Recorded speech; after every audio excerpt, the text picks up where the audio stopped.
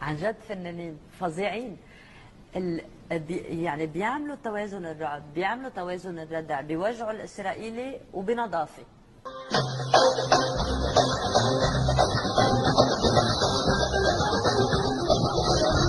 زر من حسن نصر الله يدمر وزارة الدفاع الإسرائيلية. هلق إذا بدك، أنا ما ببالغ.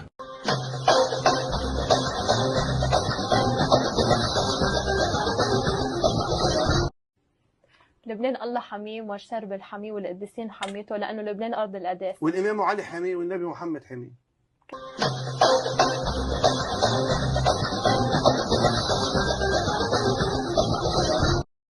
شو بدك أنت يعني؟ بيضربوا المنار، بينضرب التلفزيون الإسرائيلي.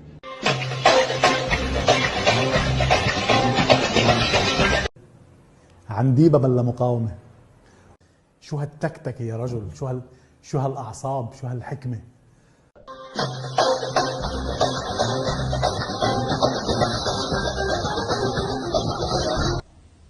إذا حصل اغتيال السيد حسن نصر الله ستكون علامة من العلامات الكبرى ليوم القيامة، وساعتها عظم الله أجرك. يعني بتنسي في شيء اسمه نسل الإسرائيلي بالمنطقة.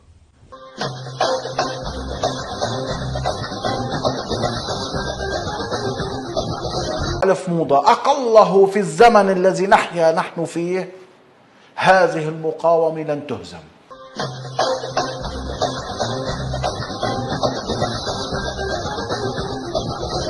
هلا هن أول مشكل رح يواجههم كيف سيستعيدون السيطرة العسكرية على الجليل. هلا بس يحلوا هاي بيرجعوا بيفكروا باجتياح يعني أنت عم لبنان. بتقول إنه